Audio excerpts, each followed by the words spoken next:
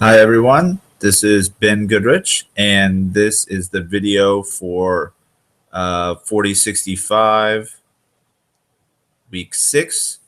The actual section was yesterday, but the video wasn't working, so I'm going to record a video by myself so that everyone can watch it. There's a file on CourseWorks for this section, and if you compile it to a PDF, it looks like this. This week we'll be talking about STAN, and this is going to entail some additional complications in terms of installing packages and whatnot, but hopefully we've gotten it all straightened out by now. So the first thing, as I posted on Piazza, in order to basically use the RStand package, you first have to have a C++ toolchain. If you're on a Mac, you can click on this link. If you have Windows, you can click on that link, and it will show you the instructions for installing it on your platform. So if you haven't done that already, pause the video and go ahead and do so. The next task is to install the RStand package, which at the moment is not on CRAN, but it is available from GitHub. So in order to install that as quickly as possible, you can call this line sys.setm make flags equal quote -j and then some number, where that number could be 2 or 4 depending on how many cores you have. But if you use too many cores to compile RStand at the same time, you might run out of RAM. So 2 ought to be pretty safe, but if you know you have a pretty high capacity computer, you could use more. The line above it, detect cores, will tell you how many cores that your computer has. From there, you can execute this line, DevTools, install GitHub, etc. That will download and install the RStand package. That may take a couple minutes to do. So you might want to pause the video while that runs. The next is to install the RStand demo package, which is currently in a publicly available URL on CourseWorks. If you just execute those 3 lines, it should compile extremely quickly. Finally, if you execute these 2 lines, it will download a file that you can execute by download a file who has a function called install ShinyStand. That function you can execute, and it will install the ShinyStand package, which we'll talk about at the end of the video today. That may ask you to restart R after it's finished, in which case now, while you're restarting R, would be a good time to reinstall a beta version of RStudio from this link, because the RStudio, one of the main developers, JJ Allaire, has merged some functionality into the most recent beta versions of RStudio that allow it to recognize STAN files, which makes it even easier to use STAN in R. So once you've done all that, you can unpause the video and we'll go ahead and talk about the substance. So we talked on Thursday about how STAN works. And so if we have some posterior distribution of the parameters given the data, that is going to be proportional to a prior distribution on the parameters multiplied by a likelihood multiplied by an indicator function that is equal to 1 if theta is within its defined sample space and equal to 0 otherwise. We only need the kernel of the posterior distribution to evaluate the Metropolis Hastings acceptance probability and decide whether or not to accept proposals for theta. That's why we've written this in terms of a proportionality rather than writing out the denominator of Bayes' theorem, which is going to cancel when we evaluate the Metropolis Hastings acceptance probabilities, which is what STAN, being a special case of Metropolis Hastings with a special proposal distribution, does. But remember, as we talked about on Thursday, that STAN actually has to do Hamiltonian Monte Carlo in an unconstrained parameter space, the real numbers in D dimensions, where D is the length of theta. So Stan implicitly defines another vector, which we might call theta u, and it is going to have the real numbers in d dimensions as its sample space. And so if you remember back to the week on multivariate probability, from Stan's perspective, the posterior distribution that it thinks it's sampling from is the posterior distribution of theta u, which is going to be equal to the posterior distribution that you define multiplied by the absolute value of the determinant of the Jacobian matrix of the transformation from theta u to theta. But as we said on Thursday, Stan will handle this Jacobian matrix for you. They're often triangular, so they don't have too much of a performance penalty. In any event, you never see theta u, and you don't need to really worry about it explicitly, but just keep it in the back of your mind that Stan is actually doing a transformation to the sample space that you define in the parameters block of your Stan program. And thus, it's counting on you to faithfully define what that sample space is, making sure you remember to put in lower bounds, upper bounds as appropriate, to declare things as specialized vectors or specialized matrices if that is the model that you intend to estimate. One of the main mistakes that people who are just beginning to work with Stan do is to leave out one of the constraints on the sample space when they declare the parameters in the parameters block. So for example, they'll declare a real number sigma without giving it a lower bound of 0. Then when they go into their model block, they might put a gamma or an inverse gamma on that standard deviation parameter sigma. But Stan, because it's not given a lower bound equals 0 constraint, will soon make proposals for that sigma parameter that are negative, and consequently you'll get an information message from a distribution like the normal distribution that says the standard deviation has to be positive. So a lot of Stan users think if I put a prior on sigma that only has support over the positive numbers, that it will automatically ensure that all the proposals are also going to be positive. But that's not the case unless you specify a lower bound equals 0 when you declare that sigma parameter in the parameters block of your Stan program.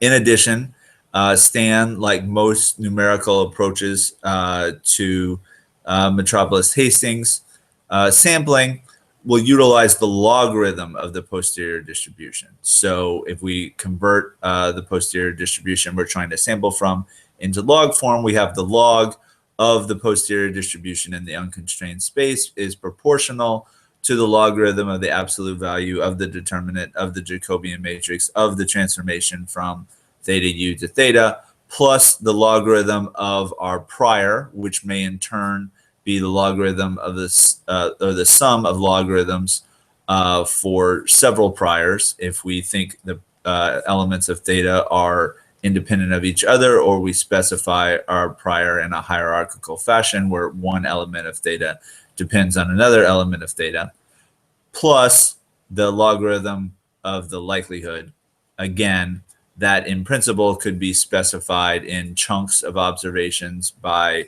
various strata, even one observation at a time, although it's best for computational reasons to include the logarithm of the likelihood of the sample as a whole, presuming the observations are independent conditional on the parameters. And to sort of understand this better, you should know that Stan initializes an internal symbol called LP underscore underscore, and it initializes that to 0. And then in the model and transform parameters blocks of your Stan program, it increments this symbol to build up the value for the kernel of the log posterior for using in the Metropolis Hastings acceptance test. So I'm going to show you a little bit of R code that obviously Stan is in C++, but logically this R code is very similar to what Stan is doing conceptually.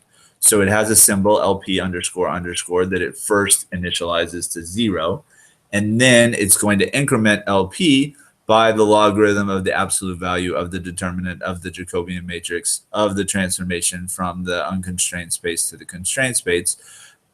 But you don't actually see that process because the transformation from the unconstrained space to the constrained space is entirely behind the scenes. But implicitly, it can be thought of as an increment to the logarithm of the probability density of the PDF that we're sampling from.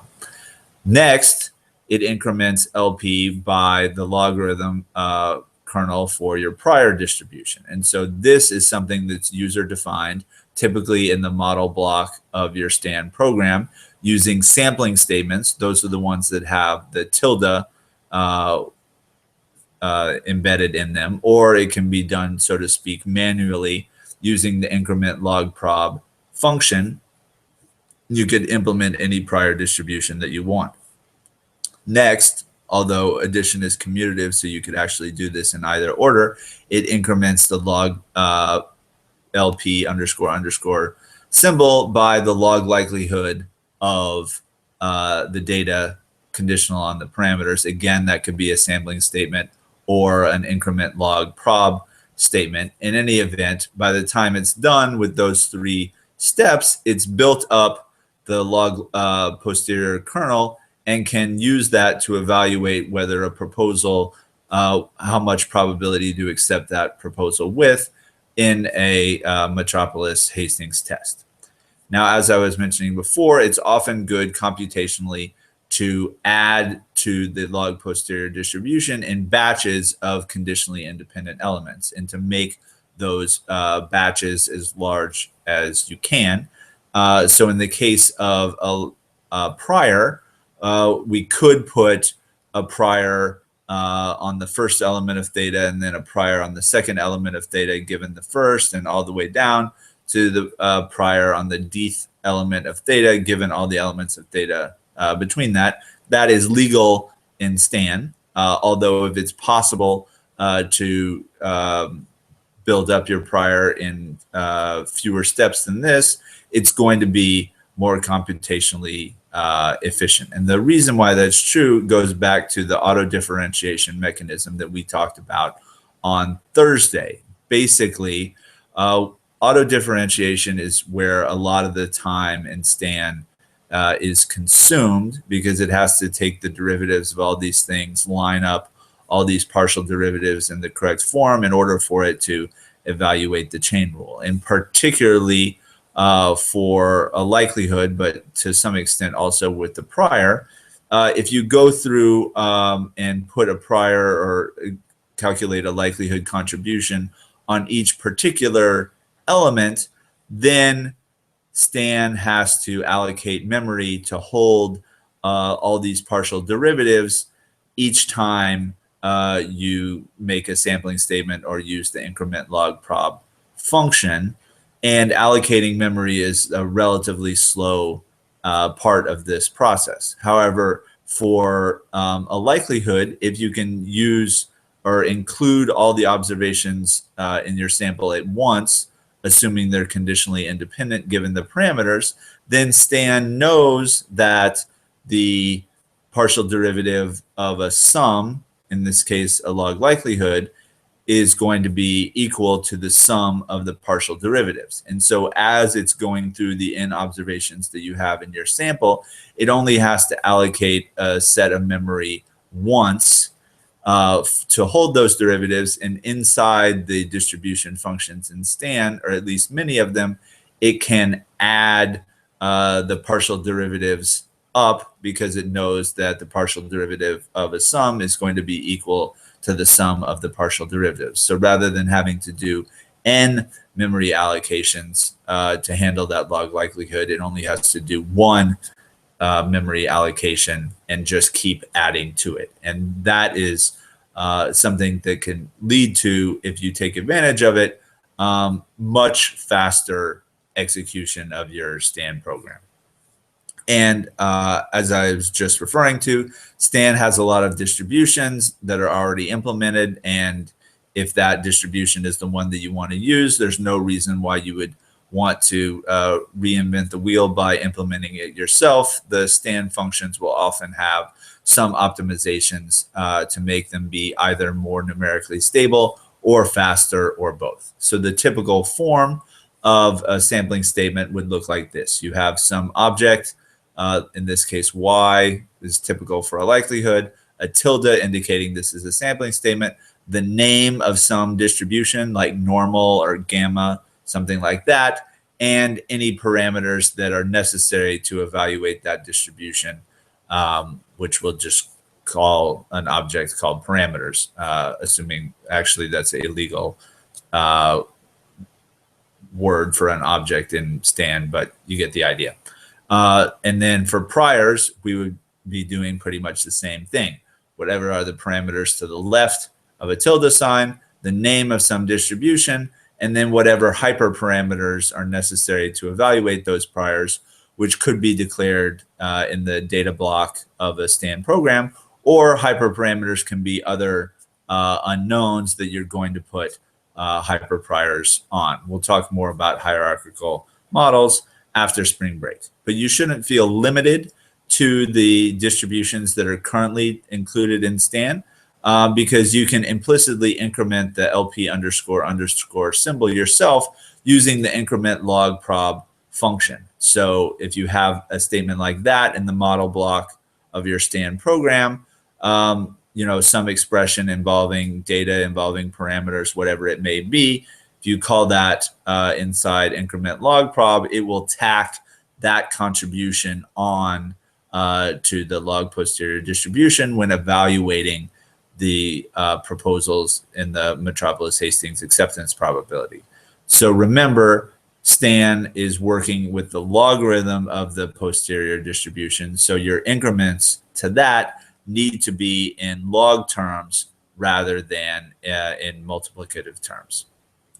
And these expressions don't have to be scalar. They could be a vector or an array, in which case Stan has an efficient way of handling the derivatives for that. So one of the reasons, or one of the situations in which you might want to use the increment log prob function is if you want to put a Jeffreys prior on a scale parameter. So there is no Jeffreys distribution for a scale parameter because it's not a proper distribution, but you can use the improper Jeffreys prior for a scale parameter, and that will typically be all right via the increment log prob function. So if you have some scale parameter, the Jeffreys prior is proportional to 1 over that.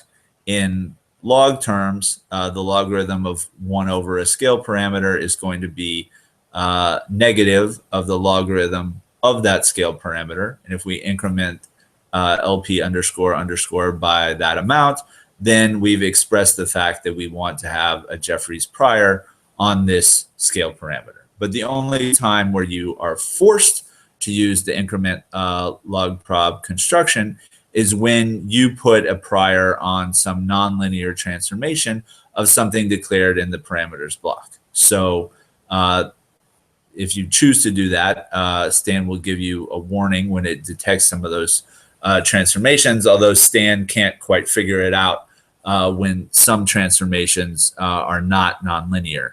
So just an identity transformation or some constant transformation, in which case you can ignore those warnings. But if you do have a nonlinear transformation, then again, you have to take into account in this case, the logarithm of the absolute value of the determinant of the Jacobian matrix of the transformation from whatever you declare the parameters in some transformation that you do in the transform parameters block or within the model block. So if theta is declared in your parameters block and you want to put a prior on some omega, which is a transformation G of theta, then in order to faithfully represent the log posterior distribution that's implied by your that you want to imply, you would have to use the increment log prob function to tack on this Jacobian term based on the inverse transformation from omega to theta. If theta and omega were just scalars, and the transformation involved only one scalar element, then the Jacobian matrix is just 1 by 1 otherwise known as a scalar, and it's pretty easy to handle that. But that's the only situation in which the user has to worry about derivatives. The automatic differentiation mechanism in STAN will handle everything else that there is about derivatives. This particular instance is just a matter of expressing your prior beliefs in terms of the values that are declared in the parameters block. And in almost all cases, it's possible to avoid using increment log prob just by declaring the thing in the parameters block as the object that you want to express prior information about, and then use the transformed parameters block in order to define theta as a function of omega, and then you can use theta in the likelihood function if you need to. That doesn't entail any manipulation of the increment log prob function. And so you can put your prior on omega, and you can use theta having declared it and defined it in the transform parameters block or in the model block as part of the likelihood, or if you declare it in transform parameters, you can store it and make substantive inferences about it. In that case, you don't have to worry about any Jacobian terms. So turning now to an example of how to use STAN, there's a file called usefulfiles.zip under Files and Resources on Courseworks that you can download, unzip, and then open the file called template.stan in RStudio, and also change your working directory to wherever you unzipped that useful files program. So that'll take a second to do. Should pause the video now and then restart it when you have the template stan file brought up. So if we remember an example of linear regression that we did on a previous homework involving MCMC pack, we're going to use the same data set and the same model. We're just going to estimate it using STAN rather than using the MCMC pack functions such as MCMC regress. So if I bring that up, we can load the MCMC package in order to get at the data set on political economy risk. I'm just going to create the OLS estimates, and then I'm going to turn to the template.stan function. We can go through the blocks of a STAN function. So at the top of a STAN function, you can put inside comments information about what the STAN program is intended to do, your name, a license if you're making this publicly available, the date at which it was last revised, etc. STAN programs can have either C++ or R-style comments. This is an example of a C++ comment that starts with a /* and then everything until the */ will be treated as a comment. You can also have / C++ comments, or using the # as an R to also indicate a comment. So the first block in a STAN program is optional. You can use it to define functions.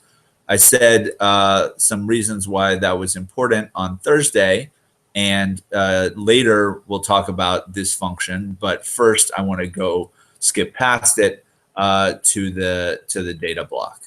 So the data block is where you declare everything that you want to condition on as part of your posterior distribution. All of these objects you're going to define in R and pass them as a list to STAN. So the first thing is an integer with a lower bound of 1, whose symbol name is going to be n, and this is going to hold our sample size. Even though it's obvious that n should be greater than 1, we're still, or at least 1, we're going to declare it to have a lower bound of 1. That way STAN will check whether in fact the value of n is at least 1, and it will give you an error message if for some reason you make a mistake and accidentally pass it a non-positive number. Similarly with K, it's another integer. It's going to be the number of predictions that we have in our linear regression model. So again, STAN operates in sequence. So in order to then declare X as an n by k matrix of predictors, I have to have declared n and k first in order to use them as the dimensions of this predictor matrix, which I will call X. Next, I declare a real array of length n, y, to hold the outcome variable. This is not actually going to be used in this particular model, but I did it in order to show the syntax of declaring an array, in this case, an array of real numbers. The next few pieces are additional things. They're not exactly data in the traditional sense, but we're going to condition on them for drawing from this posterior distribution. So the next is going to be a hyperparameter, which is sigma underscore beta, which I understand to mean the prior standard deviation in what is going to turn out to be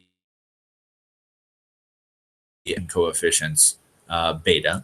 I'm also going to pass in the OLS regression coefficients and the sum of squared residuals from a regression model because they're going to enable me to evaluate the likelihood much faster than I otherwise would be. So those are the things that are going to be passed in from R. The next block is called transformed data, and it is optional. But if you use it, you can use it to calculate deterministic transformations of the objects that are declared in the data block, and at this point have been read by STAN from R. So I'm going to declare an object. It's going to be a symmetric or square and symmetric for that matter matrix k by k called XTX and a real constant, which I'll explain where the constant gets used later. Having declared those two things, I'm going to define XTX using the crossprod function. So the crossprod function is equivalent to X transpose times X. It just does it in a faster way and ensures that the result is going to be symmetric. Next, I'm going to define this constant as being half the sample size times the logarithm of 2 pi. So everything, if you're calling STAN from R, everything that you can do in the transform data block, you could also do in R and just pass it to STAN as part of the data block. But it is somewhat useful to use transform data because that way, you know, if you're quickly reading through the code, you don't have to go back and forth between two places to see how these things are defined. It's all kept in one place. So if you can use STAN to do all the definitions that you need, you might as well use the transform data block to do so. Another thing, since the transform data block is only executed once, that I like to do is to use print statements in order to verify that the things that I passed from R to STAN that go into the data block were passed in correctly. So it will print out the values of all these things before it starts drawing from the posterior distribution, and I can see immediately if there looks like there's been some problem. So that's the transform data block, and it can refer to things in the data block. The only thing you have to remember about transform data, and indeed any STAN block, is you have to do all your declarations before you can do any definitions of what numbers to put into those objects that you've declared. So I have to declare XTX and this constant before I can define them, and certainly before I could use them to build up my posterior distribution. So the next block is called parameters. And this is where we declare everything that we want the posterior distribution of. In this case, I'm going to declare an unrestricted vector z and a scalar sigma that is constrained to be positive, as I'm going to use this for a standard deviation in a normal distribution. So those are the two parameters, although z is a vector of length k, that I want to draw from the posterior distribution of. So you might be asking, well, where does this z come from? The reason for declaring z is to show an illustration of using transform parameters block effectively. The transform parameters block is optional, but you'll often want to use it to calculate deterministic functions of the parameters, possibly deterministic functions of the parameters and the data. So in this case, I've declared a vector of length k beta, which will be my regression coefficients, and I'm going to use a deterministic transformation of scaling z by sigma beta in order to constitute the definition of beta. So recall from several weeks ago, we said if you have some parameters z that are distributed standard normal and you multiply them by some positive constant, the result, in this case beta, is going to be distributed normal with standard deviation, whatever you multiply that by. In this case, sigma beta, where sigma beta was something that we declared in data and passed in from R to be our hyperparameter for the standard deviation of a normal prior on beta. So when we go into the model block, first here we're going to do the likelihood. This involves the function that I declared in the functions block, which I'll have to go back and explain in a second. But if we go to the next thing where we're putting priors on the things that were declared in the parameters block. So here I'm putting independent standard normal priors on each element of z.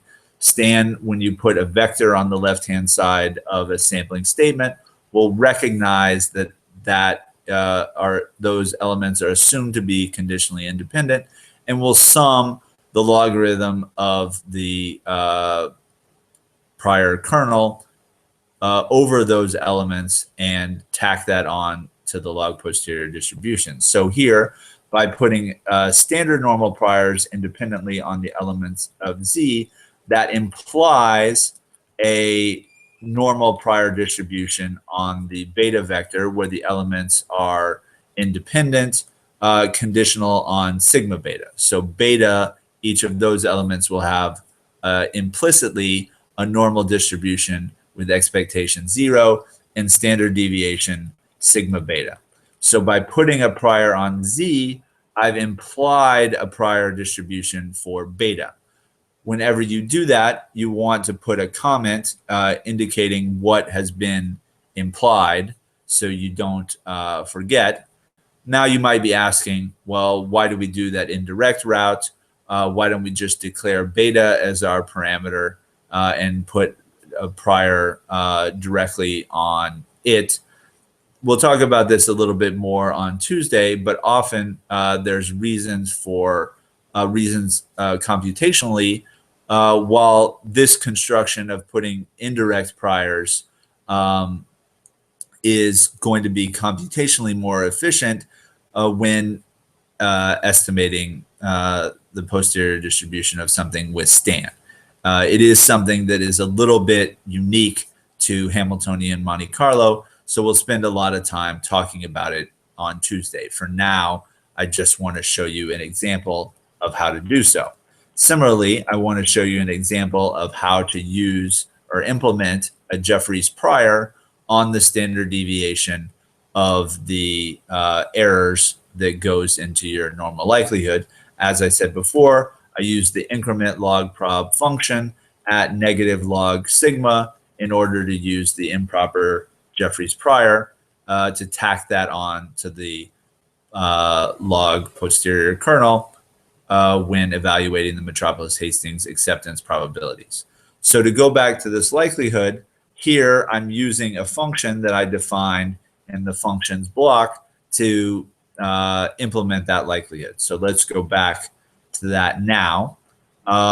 So any functions need to be defined in the functions block. Stand, like R, allows users to define their own functions, which can be extremely useful because you can use it to encapsulate a bunch of lines of code that would be cluttering to read in the middle of the model block, to just wrap that all into a function with a descriptive name, and then it's easy for anyone who's sort of scanning the code to understand what's going on. You can use functions to implement your own probability distributions.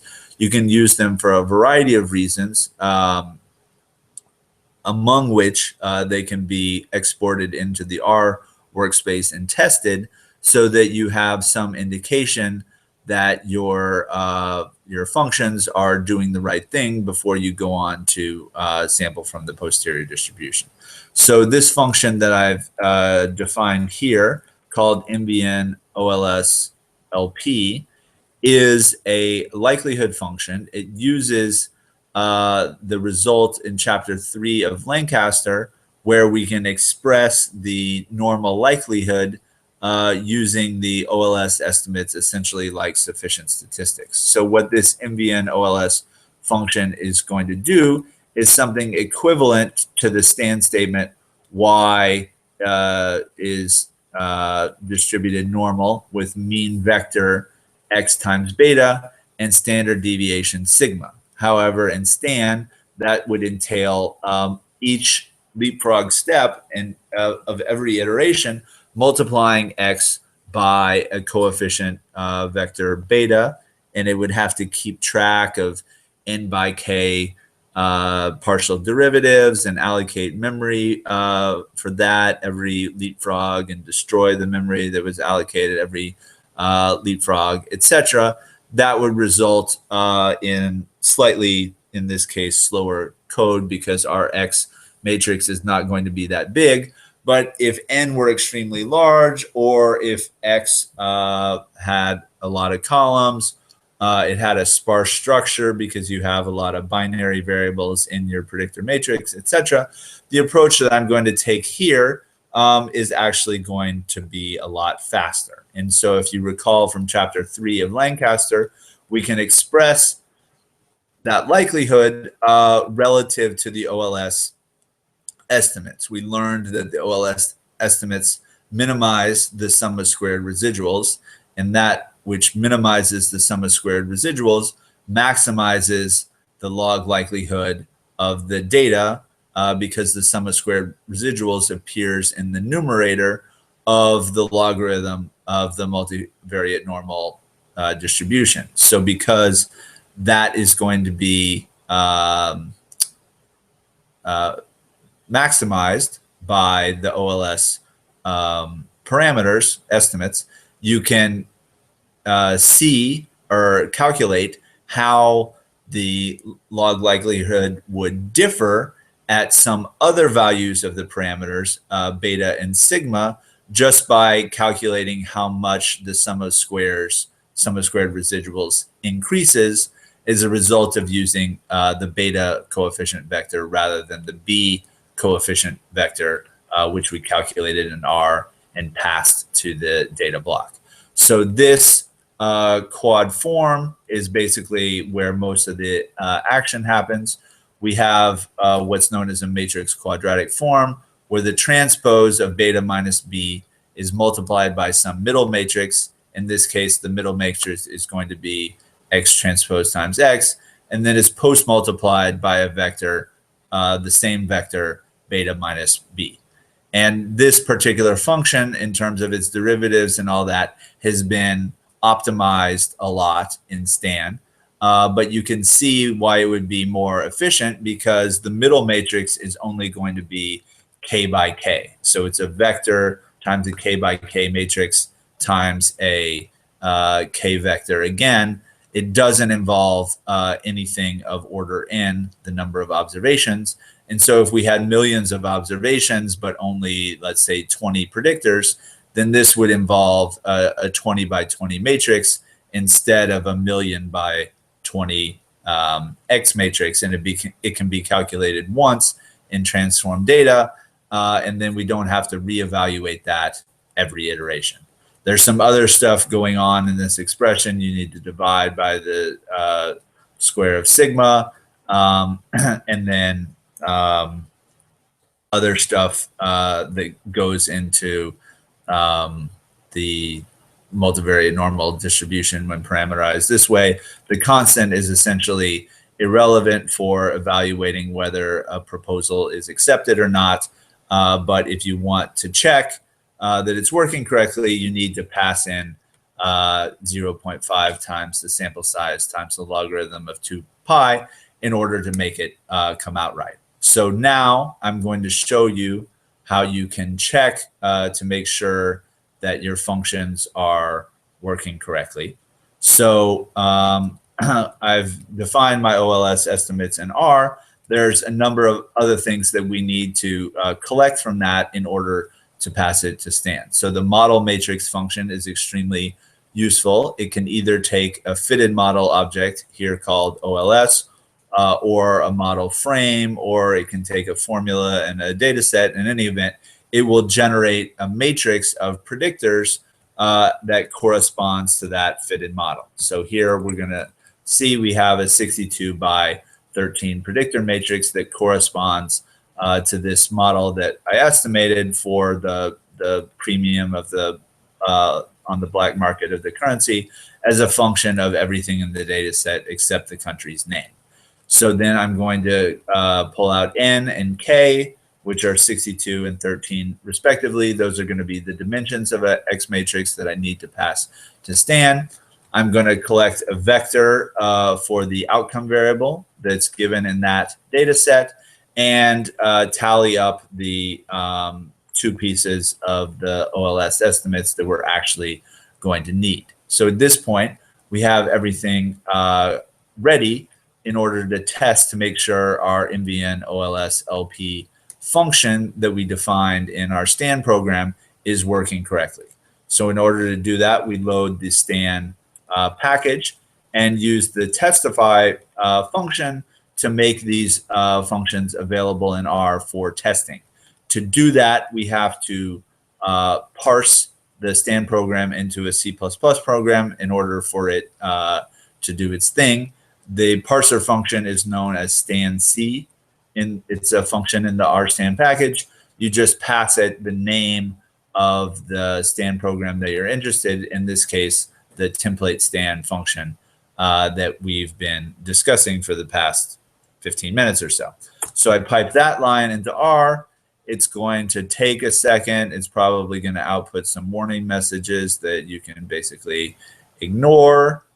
But in the end, it doesn't say anything about an error message, which is good. And it has made a function in my R workspace also called MVN OLS LP. And if I call that function in R, it's going to turn around and call the Stan function, and I can evaluate whether my Stan function is working correctly. Actually, in order to do this, I need to make an edit to my Stan function so that it will print out the value of LP after I have modified it inside the MVN OLS LP function. So actually, I need to do that whole step again in order to get the new version of MVN OLS LP available. That's working. It's a function that takes these 6 arguments plus an additional one called LP that you have to supply to say, well, what's the value of the log posterior up to this point? We'll just make it 0. That's going to be adequate for testing. So I'm just going to draw some random values for beta and a random value for sigma just to check to make sure that my function is working. So I call the R version of my function, passing to it beta, which I just drew, my regression coefficients, my middle matrix, the sum of squared residuals from OLS, the error standard deviation that I just drew, my sample size, the value that I want to use for the normalizing constant and the multivariate normal likelihood, and 0 for the last argument to initialize LP to 0. In C++, all arguments to functions have to be specified positionally. You can't really do anything to specify arguments by name. So you need to specify the arguments in the order in which they're defined in the signature of your program. So if I call this line, I see that it has changed LP from 0 to negative 16,889.5, which is essentially an arbitrary number, but it's an arbitrary number that I can check using other R code to make sure that likelihood function is doing what it's supposed to do. And to confirm that, I'm going to calculate the sum of the normal density evaluated at a vector y with mean vector x times beta and standard deviation sigma. I'm going to parameterize that distribution in log terms and take the sum over it in order to add up what the log likelihood would be for this proposal of beta and sigma. And I can confirm using R code that that is exactly the same as what my stand function was calculating. So I know it to be the case that, and I'm going to get rid of this now, what MVN OLS LP does is equivalent to the log likelihood of y given mean vector x times beta and standard deviation sigma. So this strongly suggests that my stand program is going to work when I draw from the posterior distribution of it, which is what I'm going to do now.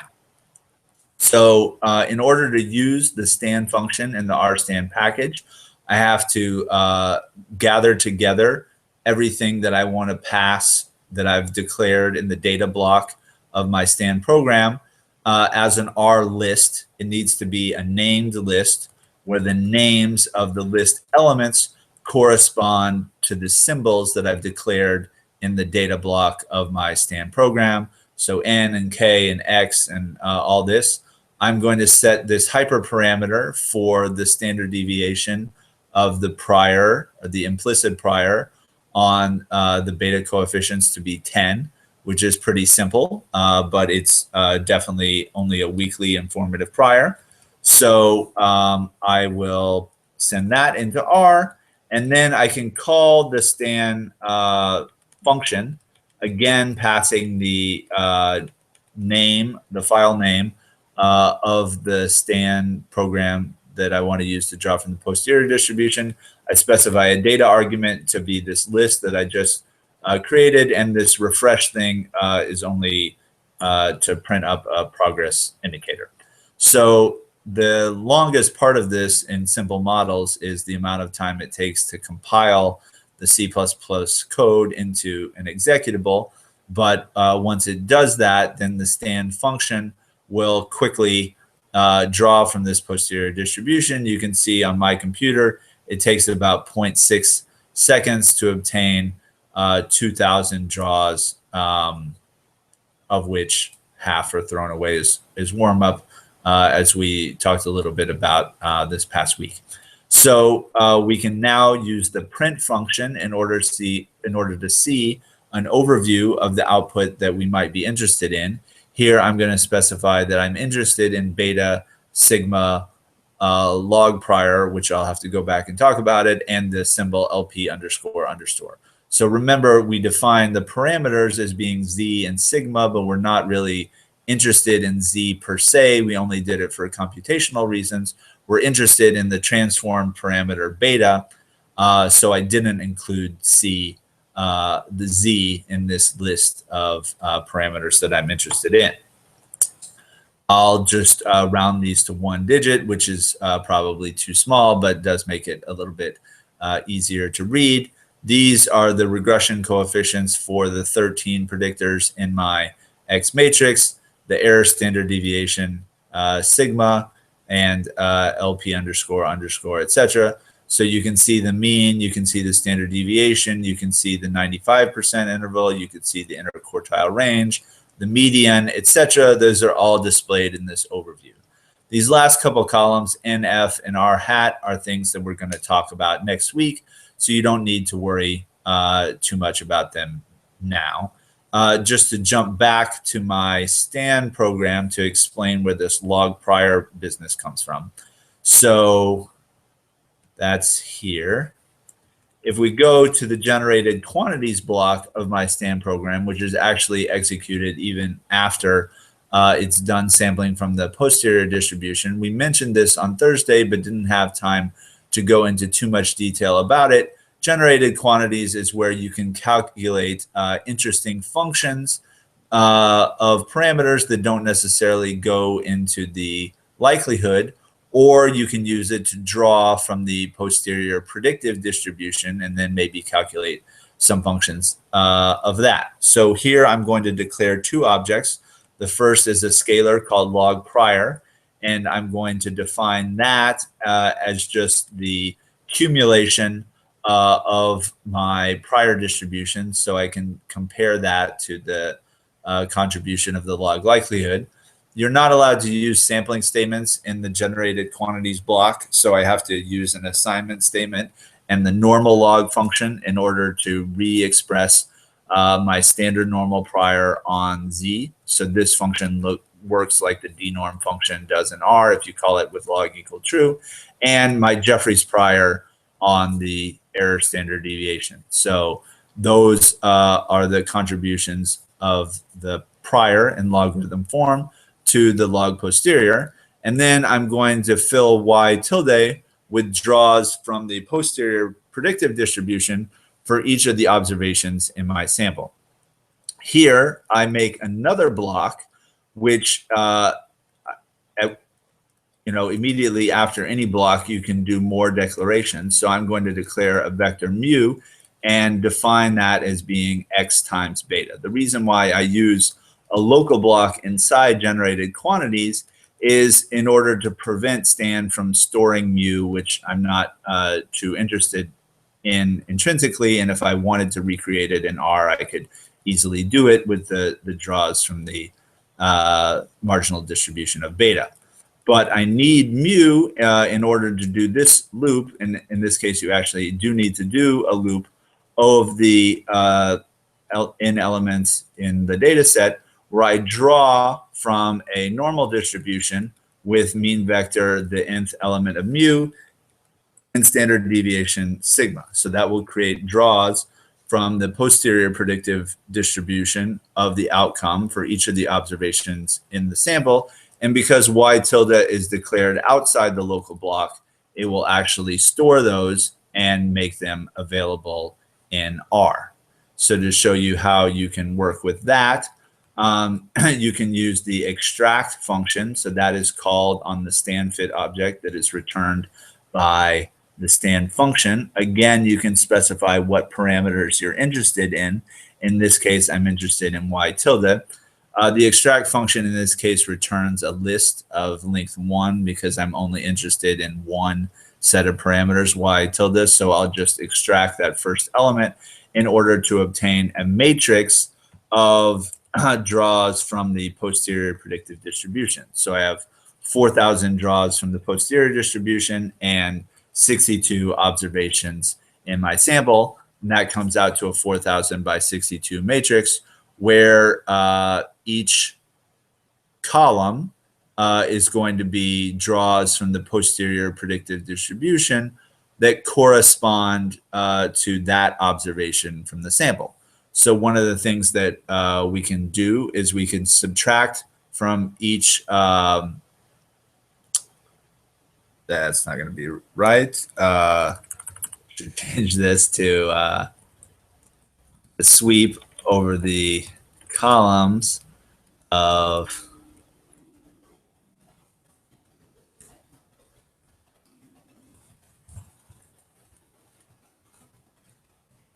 there we go.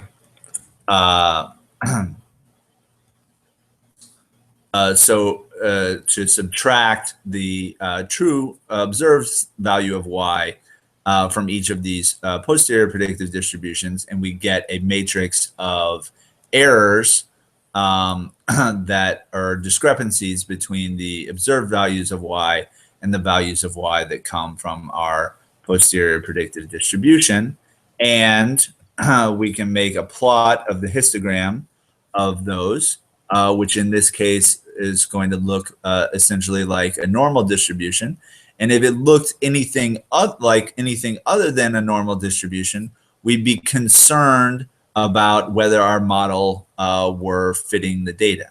In this case, because the posterior distribution is much more driven by the likelihood than it is by the prior, and that can be seen by comparing the posterior standard deviations of the accumulated log prior, which is only 0.3, and relative to the standard deviation of LP, which is 3.0. So the log prior is making a pretty small contribution, or the variation in the log prior is making a pretty small contribution to the variation in log posterior, which is to say the data are making a relatively large contribution. And in a situation like that, there shouldn't be too much of a discrepancy between your posterior predictive distribution given the x's and the observed values that we saw in our sample that were ostensibly a function of those x's.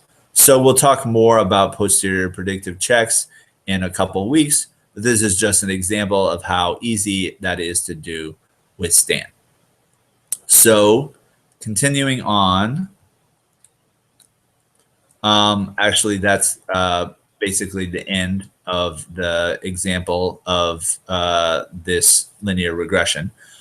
So now you're ready to start writing some STAN programs on your own, but you might not at this point know what STAN functions are available or what STAN functions you need to use in order to implement the prior and likelihood that corresponds to the model that you want to estimate. So fortunately, there is a function called lookup, and it's a RStand function that you can pass it either an R function or the name of an R function, and it will look to see if there is a corresponding STAN function.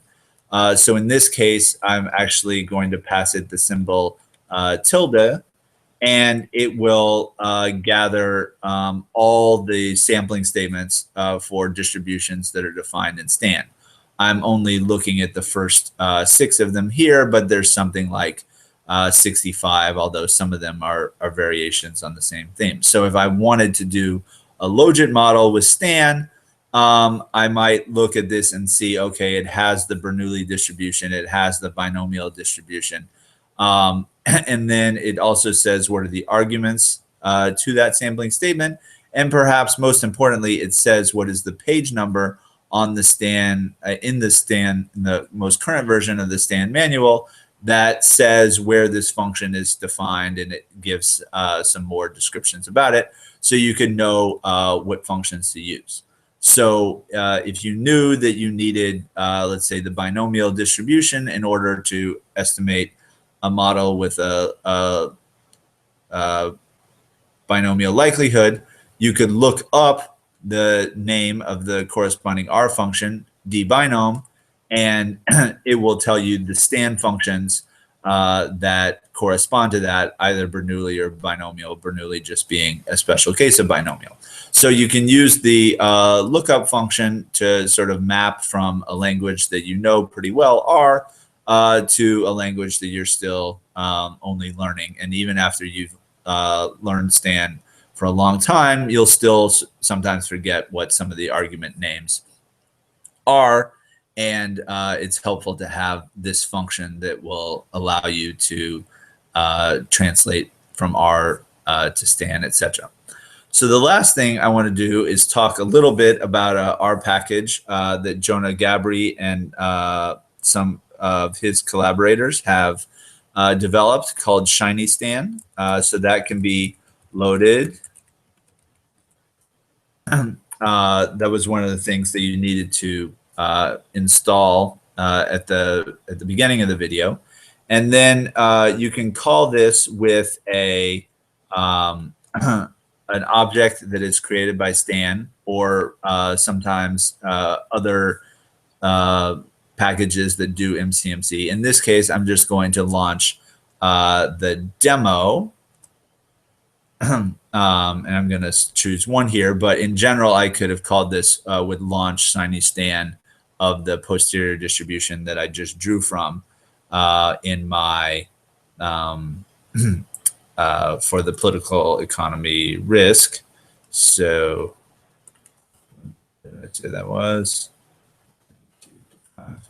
In general, this will pop up automatically in your web browser when you launch ShinyStand. So this is a demonstration of a famous model of Andrew Gelman's called 8 Schools.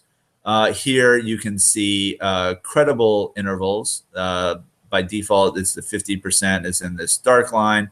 The thinner line, I guess, is probably for a 95% interval. You can grab with the mouse and change it to a 75% credible interval, etc. There's also a customization panel, which you can click on to see different options for what to make the median, whether that be, or what to make a point estimate, whether the mean or the median. You can also change the colors of all these things in order to put it on the web. You can save these plots as ggplot2 objects in your RStudio workspace. So basically this model only had 10 parameters, but if there were more than could be fit on a display, there would be another part of the menu that asked you to select what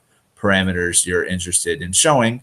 And so this sort of shows the credible range of the posterior distribution for each of those parameters. And I could, I guess, isolate it to just the thetas, or just mu, something like that.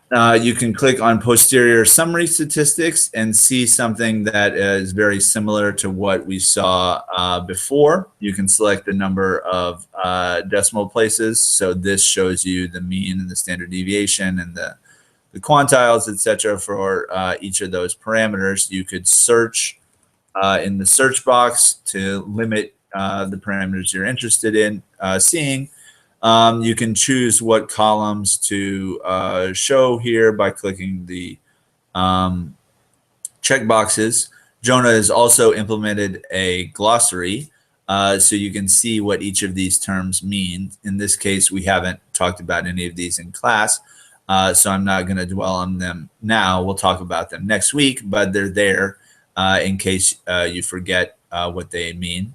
There's also an object option to save this matrix of results, table of results really. It is either a .rdata object on your disk in terms of a data frame, or you can export it to TeX in order to include in a paper or something. So all of those options are extremely useful.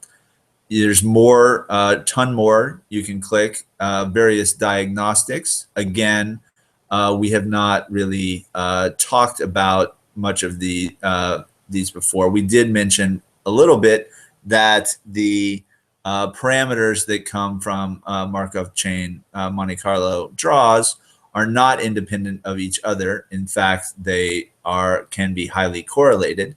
So this particular plot shows a correlogram of how the correlation in the draws of mu dissipates for the number of lags. And so by the time you get out to about 20 lags, the correlation is pretty close to 0 for the first chain. It's still a little bit higher than 0 for the third chain, but for the second and the fourth, it's faded away pretty quickly. And you can look at other parameters to see all that. Also has some dynamic trace plots that you can use to see how the draws are evolving. They have different colors for the different chains. I believe you can select a box, something. Not exactly sure how to operate the navigation for this, but one way or another, perhaps it doesn't work in Google Chrome. You can slide the window that you look at to make it bigger or smaller to focus in on a particular part of the sampling, which I can't seem to accomplish right now. But trust me, it's doable. So other plots that are available under the Explore menu. So this multi-view one will show a density plot, something about the parallelogram that we just talked about, the trace plots all in one place, or that might have been the static trace plots that I was looking at. The dynamic ones can be implemented by sliding this. Nothing seems to be happening here. Okay, still some bugs, but overall this is a great tool. So you can see density plots, histograms. One of my favorites is the dynamic scatter plot. So this you might use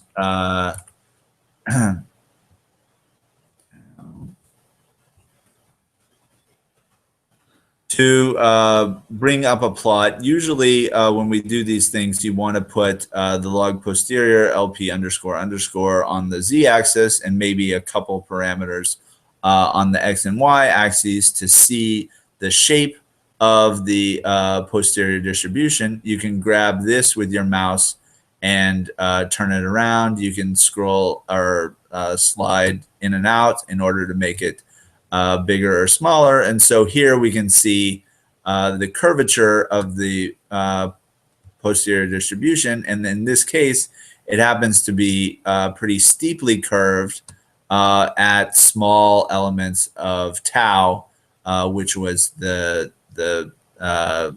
was a standard deviation parameter basically in this 8 schools model. And so this will give you a sense of what the posterior distribution looks like in 3 dimensions. You can also look at a bivariate plot of, in this case, mu, the mean parameter, against the log posterior distribution and see kernel density estimates there to see where most of the mass is concentrated at values a little bit less than 10, I suppose.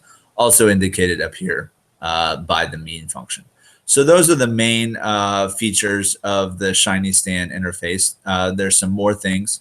You can click on model code in order to see the code that was used in this particular example, which I probably should have started with, and maybe the example would have made more sense. You can also click on here to write some notes about your model. So this is an example. This object that is being manipulated by ShinyStand is actually being stored in your workspace of your RStudio environment. And so you can save it to your disk, email it to someone else, and they can bring this up in RStudio. It'll come up in a web browser window.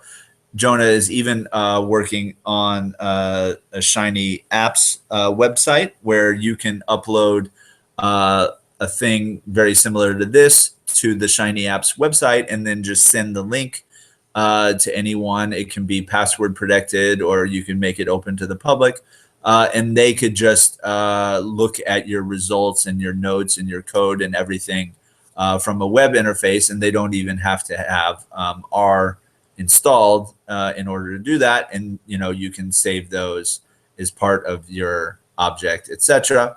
In any event, this is some of the people who are involved in writing ShinyStand. And if you need help or found a bug in ShinyStand, you can click on this and it will take you to the appropriate website. There's also going to have some more information here on how to make ShinyStand work. For now, I'm going to quit, but show you that this ShinyStand object is available in your R Studio environment, and you could save that with the ShinyStand, yes, file. I could save that to the disk, and I could upload it to my own website. I could upload it to the Shiny apps website pretty soon. I could send it to somebody else, and they can look at your results, even if they don't have RStand installed or know how to use it. So the ShinyStand basically web app is really useful for understanding and analyzing your posterior distributions. Again, I could have called it with the posterior distribution that I used for this example that we were talking about today, and it will come up with the examples that are the parameters that correspond to the coefficients and whatnot from that regression model that I estimated previously. So that's an example of how to use ShinyStand, even though it's sort of a project that's still under heavy development. It's already probably the best tool out there for visualizing and understanding and analyzing your posterior distributions. It works with other packages that do MCMC, as long as you can create a list of MCMC list objects or an array of draws. You can make it work with ShinyStand, and it'll have the vast majority of the features supported. There's a few things that ShinyStand can do with stand objects in particular, because it's using HMC in terms of diagnostics of whether the markup chains are doing what they're supposed to do. And those are things that we will talk about in class next week. So that's it for today. Do try to install all of those packages and to make sure that they at least run in the example that we have here. If you have any trouble with either the installation or running the code or understanding what the code does or understanding what the blocks of a stand program are, be sure to post on Piazza as soon as you can, and we'll get that cleared up. Okay, see you next week.